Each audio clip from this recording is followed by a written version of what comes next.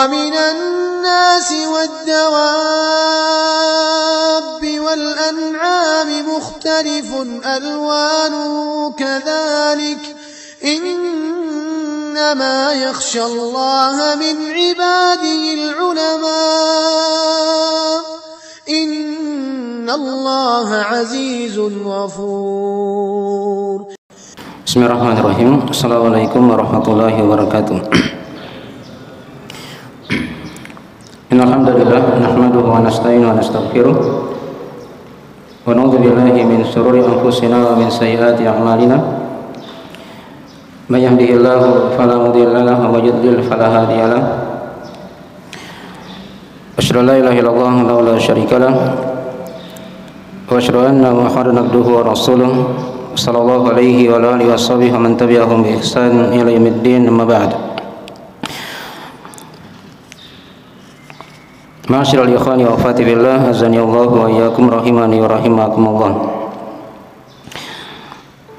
Alhamdulillah, pada pagi hari ini kita diberi taufik dan hidayah dari Allah, nikmat yang sangat besar ketika seorang berada di majelis-majelis ilmu, taman dari taman-taman surga,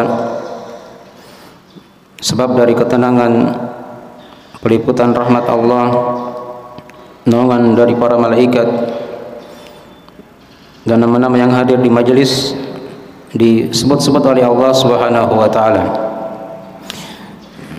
Dan yang dimaklumi dari keutamaan majelis ilmu, dia yang merupakan majelis tidak akan merugi teman duduknya, walaupun dia datang di majelis itu hanya untuk menemani kawannya, yang belajar. Seluruhnya diterangkan dalam hadis, mereka diampuni oleh Allah Subhanahu wa taala. Dan majelis ilmu dia merupakan majelis yang paling terbaik di muka bumi ini. Ya. Jadi hendaknya kita senantiasa hidupkan dan senantiasa kita giatkan dari apa yang Allah Subhanahu wa taala mudahkan kepada kita semuanya. Nah, tema kita pada pagi hari ini kita akan kaji seputar ayat-ayat hukum tentang masalah kurban. Ya.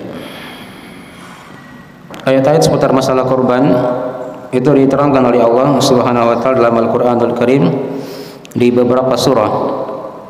Tersebar dalam Al-Qur'an, ada di surah Al-An'am, ada di surah Al-Hajj,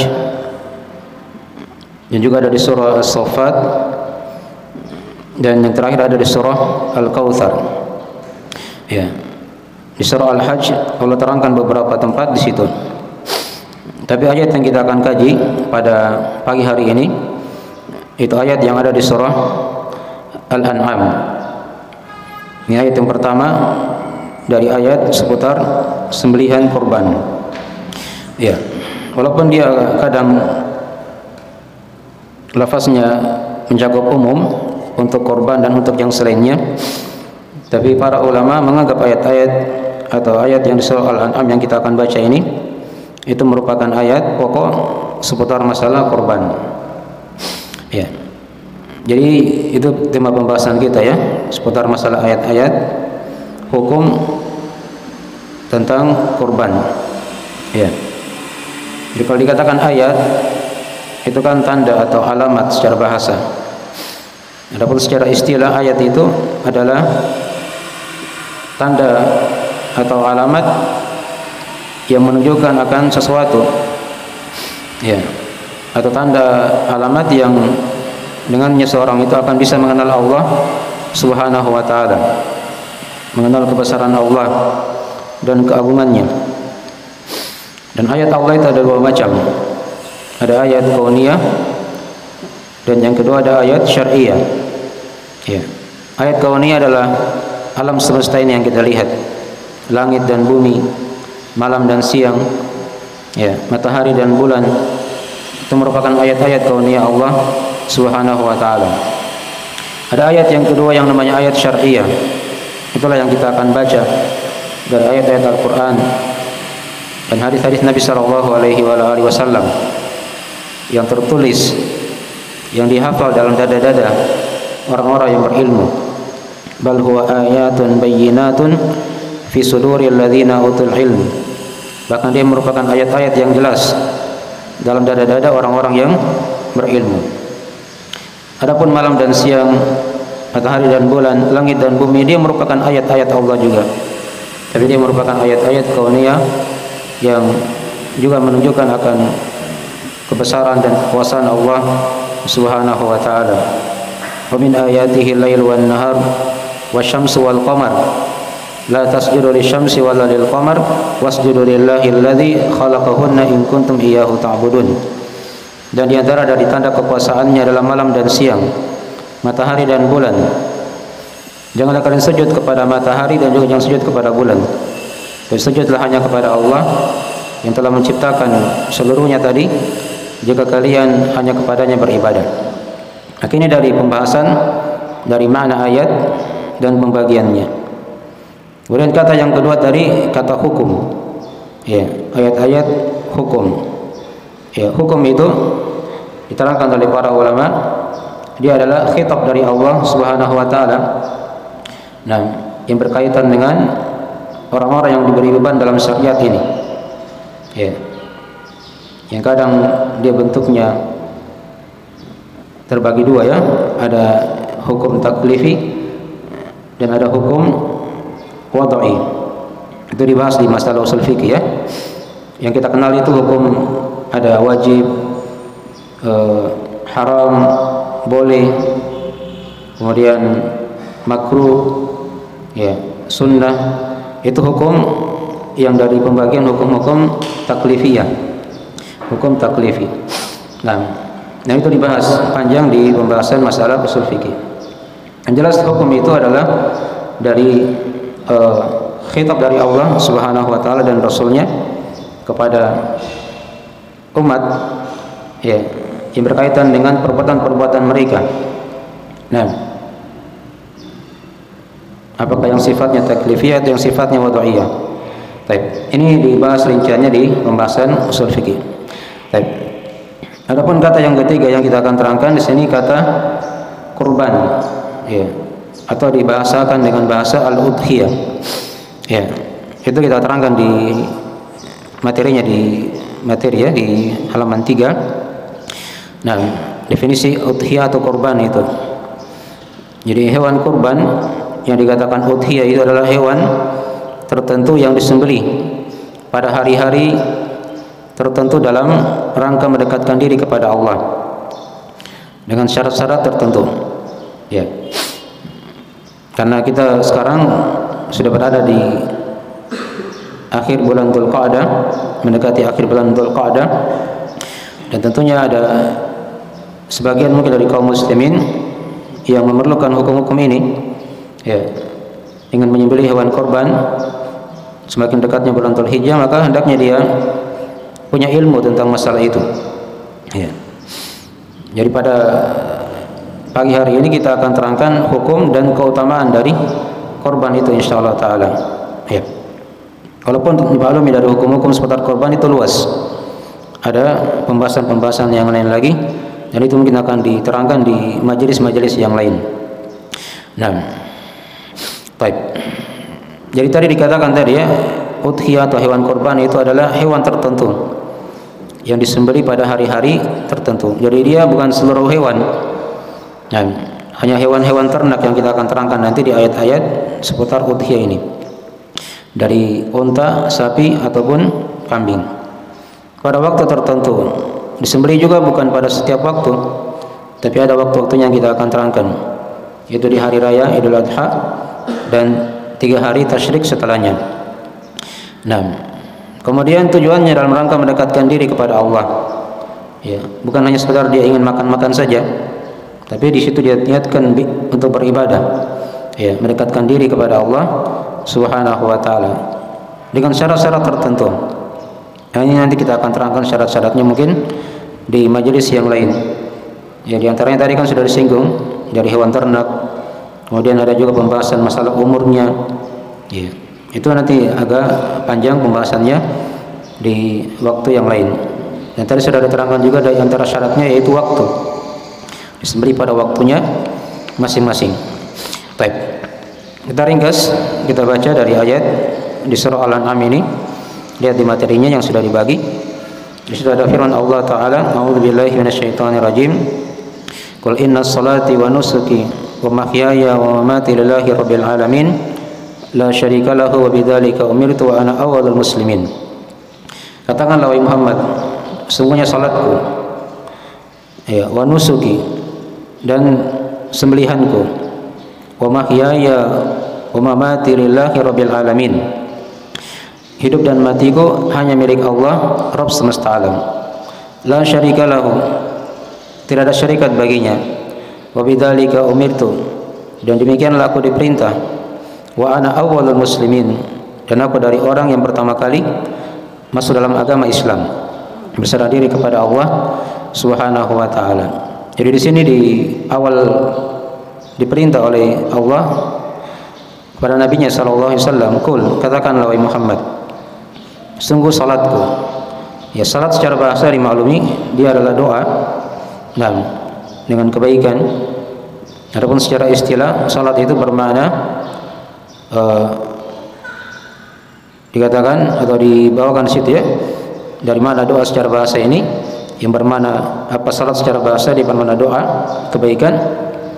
Ya, ini dari pendapat kebanyakan ulama, diterangkan dalam Al-Qur'anul Karim penggunaannya di surah At-Taubah ayat 103. Kata Allah Subhanahu wa taala, "Khudh min amwalihim shadaqatan tutahhiruhum wa tuzakkihim biha wa shalli 'alaihim." Dan kata Allah, "Khudh min amwalihim," dan ambillah dari harta-harta mereka, shadaqatan, sedekah, tutahhiruhum wa tuzakkihim biha, yang akan mensucikan mereka dan membersihkan mereka. Ya, wasalli alaihim, dan doakanlah mereka. Nah, itu dikatakan situ ya, wasalli alaihim. Inna salataka sakanul lahum, karena sungguhnya salatmu itu, maksudnya doamu itu adalah ketenangan untuk mereka, adalah ketenangan untuk mereka. Nah, jadi ini dari makna salat secara bahasa. Apa dari makna salat secara bahasa ya, dia bermakna doa. Adapun secara istilah, salat itu dia bermakna ya bentuk peribadahan kepada Allah, nah, dengan perkataan dan perbuatan yang khusus, yang dibuka dengan takbir dan diakhiri dengan salam. Jadi ada bentuk perkataan. Orang salat kan ada perkataan yang dia baca Allahu Akbar, ada perbuatan juga kan, yang dibuka dengan takbir dan diakhiri dengan salam. Nah, dan sebagian ulama ada yang mengatakan ayat ini maksudnya dikatakan qul inna sholati, sungguhnya salatku, ya, itu ada yang mengatakan dia kembali kepada salat sunnah, ya, salat malam. Dan sebagian lagi ada yang mengatakan dia kembali kepada salat Id, karena setelah Id itu kan berkaitan dengan apa, penyembelihan korban, diikutkan di situ salatku dan nusuki, ya, sembelihanku, menurut satu dari penafsiran. Adapun kata nusuk wa nusuki ini dari kata nasika yang bermakna sembelihan, ya. Nah, sebagian ulama berpendapat nusuk di sini dia bermakna agama. Jadi kalau tadi yang kita terjemahkan maknanya yaitu sembelihanku, itu satu di antara dari maknanya ya, bukan seluruhnya. Karena ada tafsiran-tafsiran yang lain dari para ulama. Jadi ada yang mengatakan nusuki di sini agamaku. Ya, ada juga yang mengatakan nusuki di sini adalah ibadah haji dan umrahku. Ada juga yang mengatakan nusuki di sini dia bermakna ibadah secara umum, ibadah secara umum. Ya. Nah, dan juga ada yang mengatakan nusuki di sini dia bermakna kebaikan dan ketaatan. Jadi ini dari penafsiran dari para ulama dari makna nusuk. Ya. Dia ada yang ditafsirkan khusus sembelihan dan juga ada yang ditafsirkan umum yang bermakna ibadah seluruhnya. Ya. Akan ada yang mengatakan dia merupakan haji dan umrah. Baik. Kemudian dikatakan di ayat tadi, ya, wa mahyaya wa mamati, hidup dan matiku. Nah, maksudnya apa? Sini maksudnya apa yang aku amalkan dalam kehidupanku dan apa yang dia wasiatkan dengannya setelah kematianku. Ya. Itu diantara makna wa mahyaya wa mamati. Ya. Dan juga ada yang berpendapat sini wa mahya wa mamati artinya ya, yaitu apa yang dia memberikannya dalam kehidupanku dan apa yang akan dia membalasnya untukku. Nah, pada hari ketika aku telah dimatikan. Ya. Nah, setelah kematian. Jadi di mana-mana hidupku dan matiku. Jadi sekira jelas ya, kehidupan dan kematian itu dari hal yang kita telah maklumi. Ya. Kemudian dikatakan di situ lillahi rabbil alamin. Lillah, nama Allah. Ya. Jadi seluruh yang dikatakan tadi itu ya, semuanya salatku, sembelihanku atau ditafsirkan yang lain dari agamaku, ibadahku seluruhnya, hidup dan matiku hanya untuk Allah. Ya, Rabb semesta alam. Nah, dan nama Allah dimaklumi dia adalah yang disembah atau yang diibadahi. Nah, oleh seluruh makhluk. Ini yang dikatakan oleh Ibn Abbas ya, radhiyallahu taala anhuma. Tidak ada syirikat baginya terkandung dalamnya dari sifat-sifat uluhiyah. Ya, yang itulah sifat-sifat kesempurnaan untuk Allah Subhanahu wa taala. Rabbul alamin. Nah, Rabb sudah kita sering lewat di pembahasan akidah ya. Dia bermakna secara bahasa bermakna tuan atau raja. Ya. Ini diterangkan dalam kisah Nabi Yusuf alaihissalam dalam Al-Qur'anul Karim. Ya. Ketika datang orang yang berkunjung di penjara itu diminta tafsirkan mimpinya, maka Nabi Yusuf ketika itu tafsirkan mimpinya. Ada dua orang datang ya, satu orang yang akan selamat dan satu orang itu yang akan celaka. Maka dikatakan oleh Nabi Yusuf alaihissalam ya di ayatnya itu, nah, ya sahibai sijini amma ahadukuma fayaski rabbahu khamra. Wahai dua penghuni penjara, nah, adapun salah seorang di antara kalian ya, maka dia akan memberi minum khamar pada Rabbnya. Ya, jadi Rabb bermakna tuannya. Dia kasih khamar. Ya, di masa dahulu mungkin lain dengan syariat kita ya. Dulu itu kalau orang minum khamar mungkin masih dibolehkan di syariat Nabi Yusuf alaihissalam. Jadi kalau kita kan tidak boleh. Jelas di sini dia katakan dia akan memberi minum tuannya, ya khamar. Tetapi dibahasakan dengan bahasa apa? Rabb. Ya. Ayat yang kedua di surah Yusuf juga diterangkan di situ oleh Nabi Yusuf alaihissalam. Ya, wa qala alladhi dhanna annahu naji minhum adhkurni 'inda rabbik fa ansahu syaitanu dzikra rabbi. Ya, dan dia berkata kepada orang yang dia sangka akan selamat. Ya. Jadi dia mau pulang itu, dua orang tadi itu mau pulang ke tuannya, ke rajanya. Ya, dan dia berpesan kepada orang yang selamat di situ, yang dia sudah tafsirkan mimpinya dia akan selamat. Dia bilang udkurni inda rabbik. Ya, ingatkan aku di sisi Rabbmu. Maksudnya di sisi apa? Di sisi Tuanmu. Ya, tapi syaitan melupakan perkara itu. Fa ansahu syaitanu dzikra rabbi falabitha fi sijni bid'a sinin. Maka Nabi Yusuf alaihissalam tinggal di penjara ya dalam waktu yang lama bertahun-tahun. Ya, baik. Makin dari mana-mana apa Rabb yang telah diterangkan tadi itu. Adapun secara istilah atau di situ kita bawakan juga hadis dari Nabi sallallahu alaihi wasallam ketika Nabi terangkan tentang ciri hari kiamat, diterangkan dalam hadis riwayat Imam Muslim dari Abu Hurairah radhiyallahu taala anhu, kata Nabi sallallahu alaihi wasallam, antalidal amatu rabbataha. Ini antara ciri hari kiamat ya, ketika ditanya oleh Jibril ketika itu, yaitu engkau melihat seorang budak perempuan melahirkan Rabbnya. Melahirkan apa? Rabbnya. Sini maksudnya Rabbnya adalah tuannya. Adalah tuannya. Ya. Itu dari beberapa ayat dan hadis tentang penjelasan makna Rabb. Adapun secara istilah, Rabb itu dia bermakna dialah Allah yang Maha mentarbiyah, yang Maha menjaga, yang mencipta, yang menguasai, yang memiliki, yang mengatur, menegakkan, memberikan nikmat. Ya. Dan sebagian ulama ada yang meringkas Rabb itu kembali kepada tiga makna: yang mencipta, yang mengatur, dan yang Maha menguasai. Ya. Dan Rabb juga bisa bermakna yang disembah atau yang diibadahi. Ya. Itulah kalau ada pertanyaan di alam kubur nanti, ketika malaikat Munkar dan Nakir bertanya, siapa Rabbmu? Itu artinya siapa sembahanmu? Siapa yang kamu ibadahi? bukan hanya sebatas yang mencipta di situ. Karena kalau hanya yang mencipta, itu juga diakui oleh orang-orang musyrik. Diakui juga oleh orang-orang musyrik. Nah, mungkin dari mana Rabb ya? Kemudian dikatakan tadi Rabbil Alamin. Ya, Rabb al-Alamin. Apa itu al-Alamin? Alamin dia jamak dari kata alam.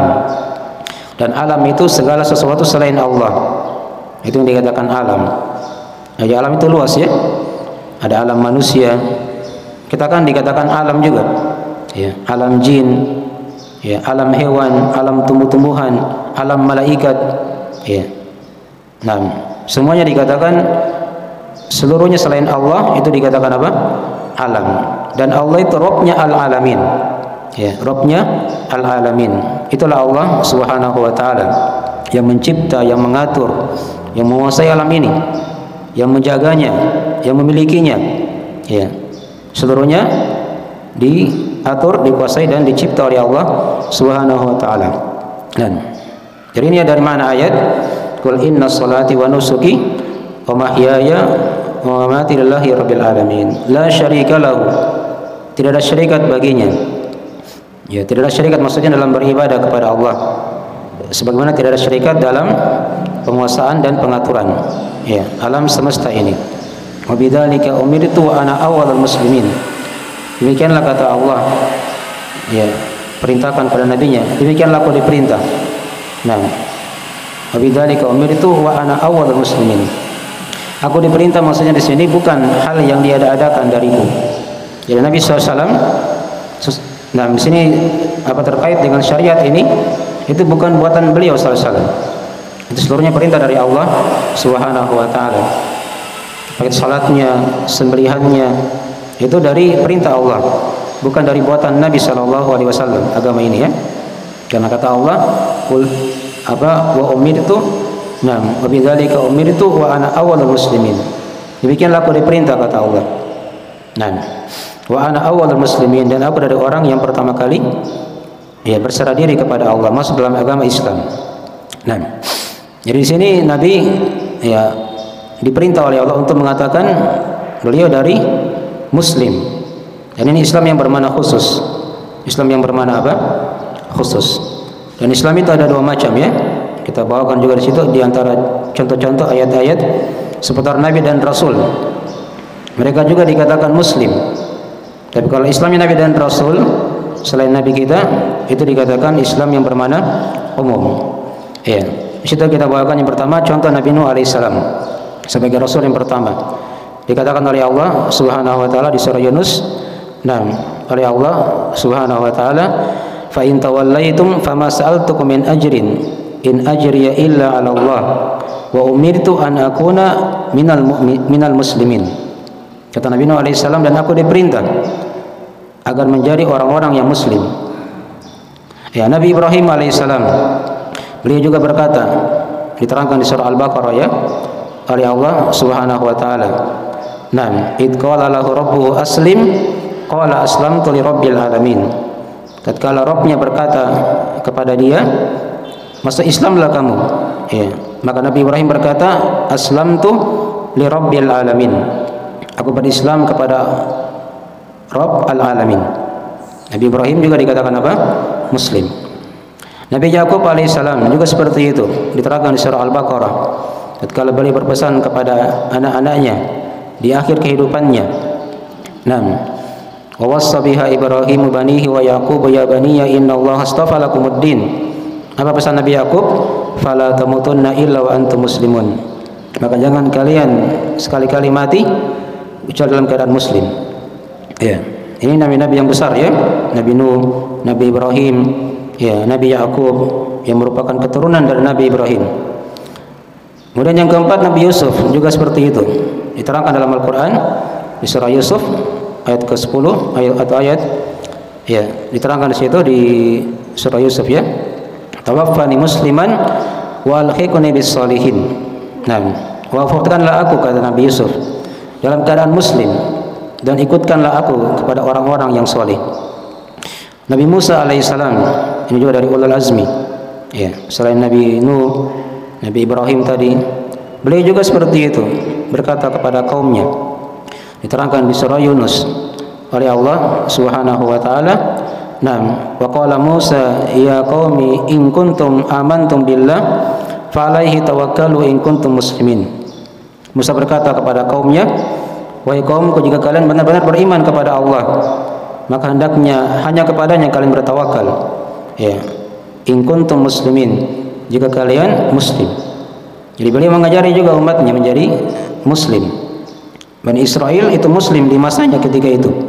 Ya, tapi kalau sekarang mereka bukan lagi dikatakan apa? Muslim. Karena sudah ada Islam yang khusus yang Nabi SAW bawa.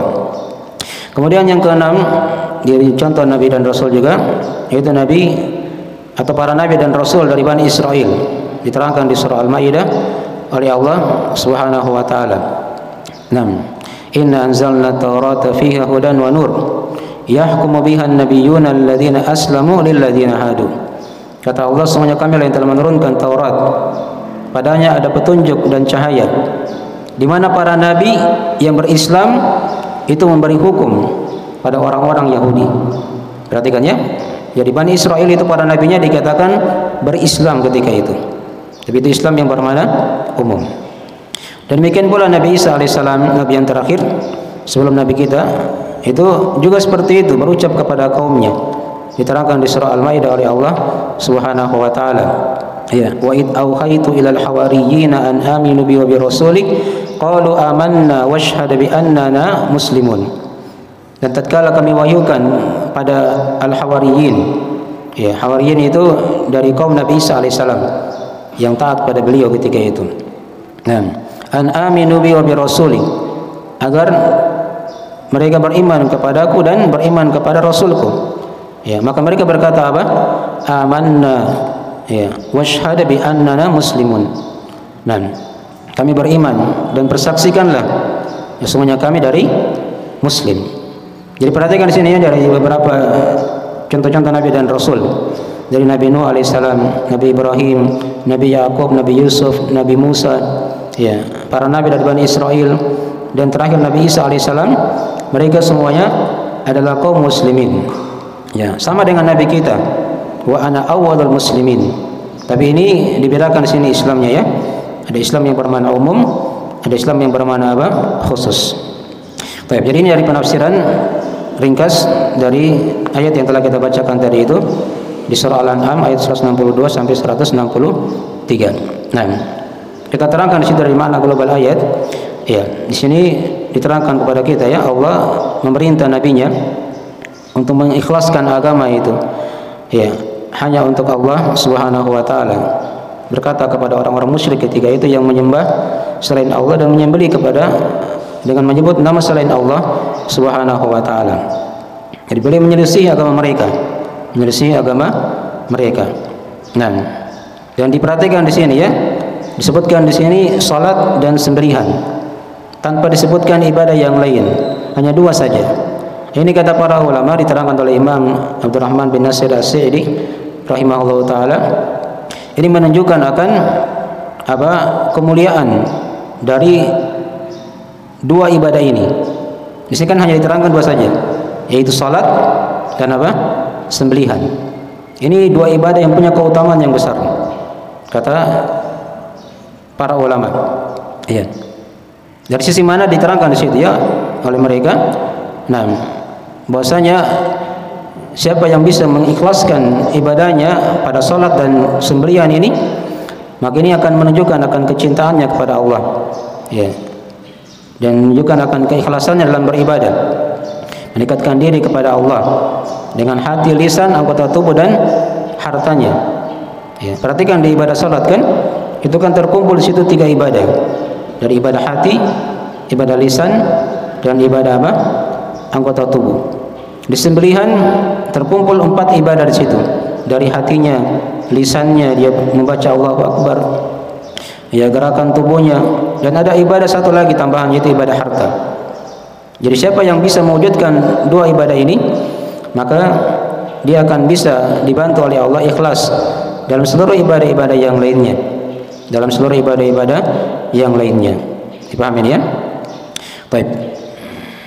Nah, la syarika lahu, tidak ada syarikat baginya, bagi Allah dalam rububiyahnya, uluhiyah dan nama dan sifat. Demikianlah ya Nabi diperintah untuk memurnikan tauhid. Nah, yang Allah perintah nabinya seperti itu dengannya, dan beliau adalah orang yang pertama kali berislam. Ya, maksudnya Islam yang bermakna khusus. Ya, Islam yang bermakna apa? Khusus. Baik. Jadi tadi sudah disinggung tadi di awal pembahasan masalah udhiyah ini ya, masalah sembelihan. Definisinya sudah diterangkan tadi. Dan apa hukum menyembelih hewan kurban ini? Ya. Hewan kurban itu hukumnya adalah ada silang pendapat di kalangan ulama ya. Sebagian ulama yang mengatakan dia wajib. Di sana ada hadis-hadis yang memerintah dari Nabi SAW. Dan Nabi ancam ketika itu siapa yang punya kemampuan dan dia tidak menyembelih, maka kata Nabi, fala yaqrabanna musallana, maka jangan dia mendekati tempat salat kami, kata Nabi. Ya. Tapi hadis-hadis ini itu sebagian ulama yang mengatakan dia terhapus. Ya. Dihapus dengan hadis yang lain yang kita bawakan di situ. Ya, riwayat Imam Muslim dari Ummu Salamah. Ya, ini dari pendapat kebanyakan ulama bahwasanya sembelihan korban itu hukumnya sunnah muakkadah yang sangat dianjurkan bagi yang mampu. Ya, bagi yang mampu.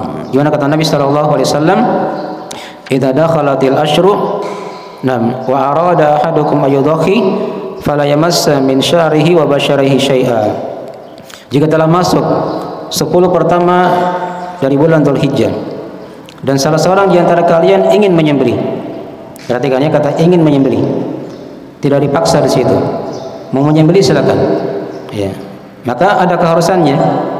Kalau ingin menyembelih ketika masuk 1 Dzulhijjah, maka jangan dia cukur rambutnya dan jangan dia kelupas kulitnya sedikit pun dengan sengaja ya. Adapun kalau dia jatuh, dia rontok tidak sengaja, maka tidak ada masalah. Ya. Ini bagi hukum bagi yang ingin menyembelih hewan kurban, walaupun dia belum punya hewan. Ya. Tapi sudah ada niat, ada uangnya, dia sudah pegang, dia ingin beli, maka berlaku hukum ini ketika telah masuk 1 Dzulhijjah. Dipahami ya?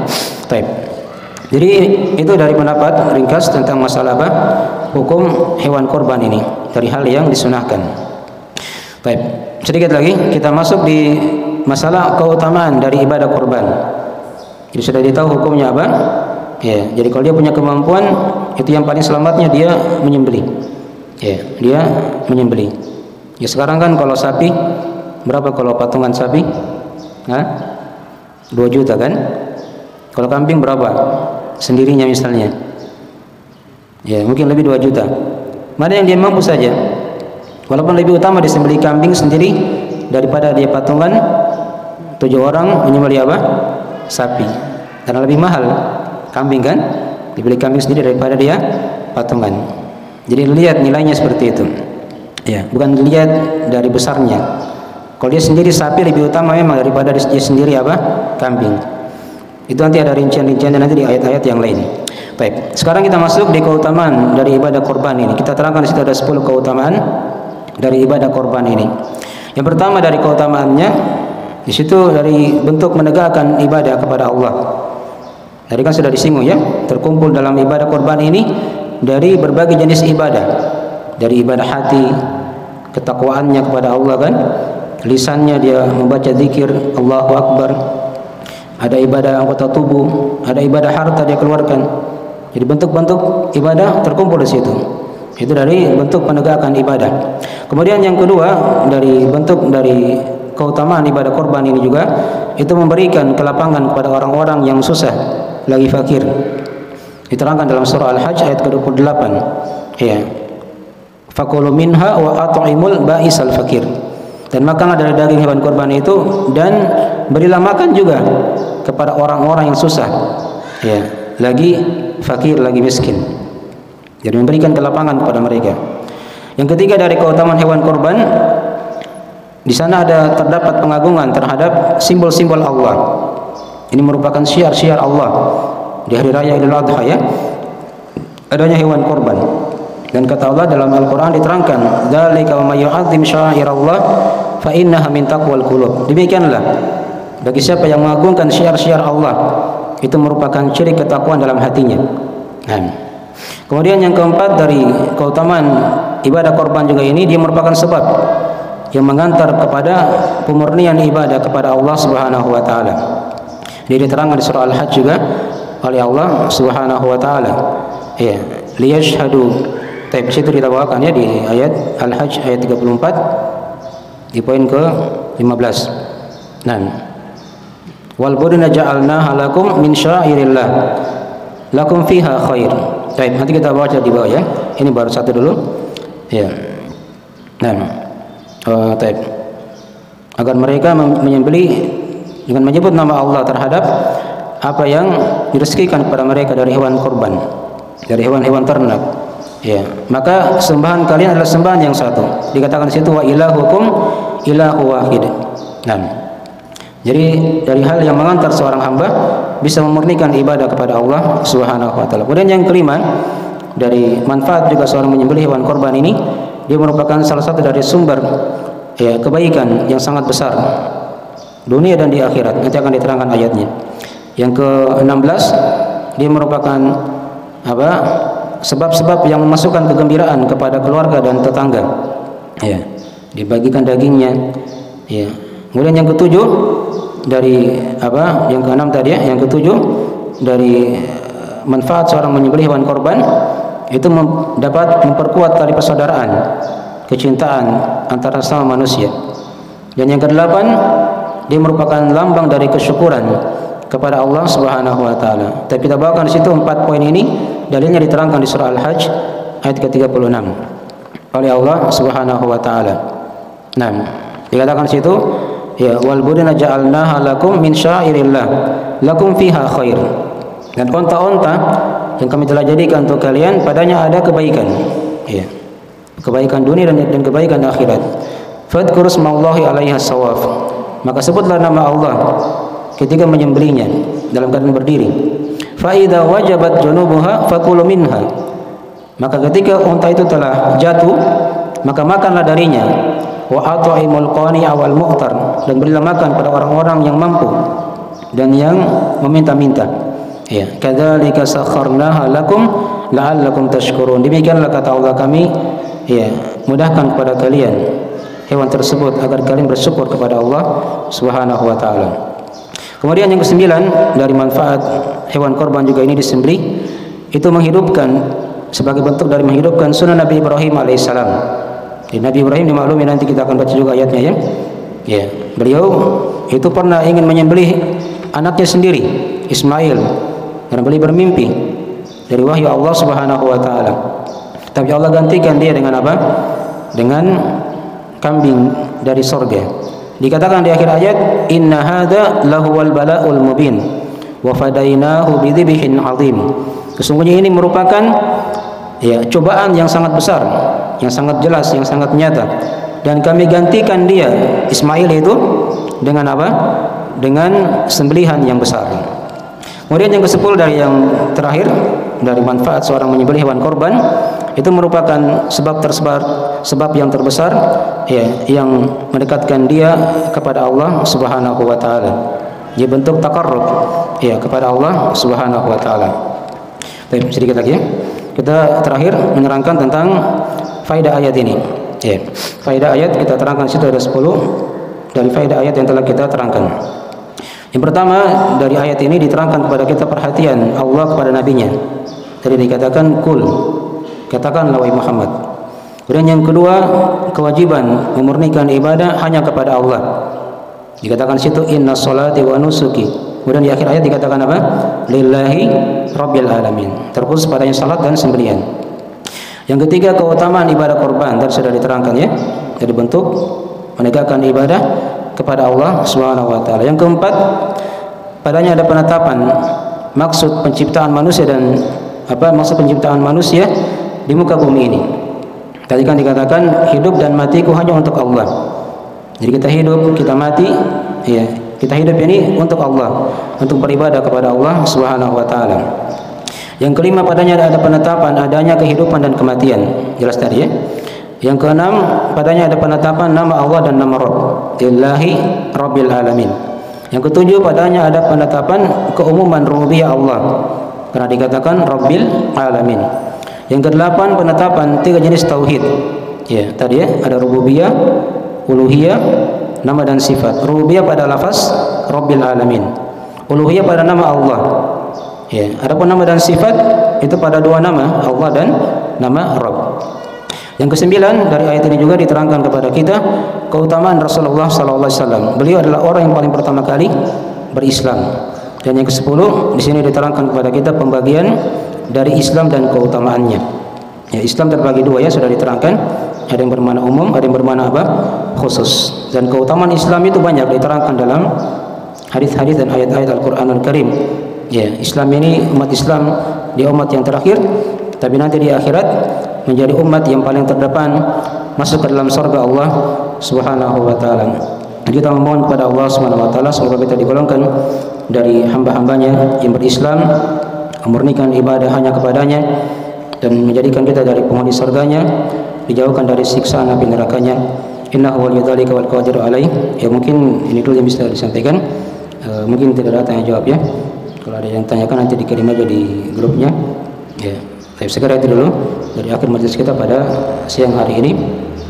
Nah, subhanakallahumma bihamdik asyhadu an la ilaha illa anta astaghfiruka wa atubu ilaik. Wassalamualaikum warahmatullahi wabarakatuh.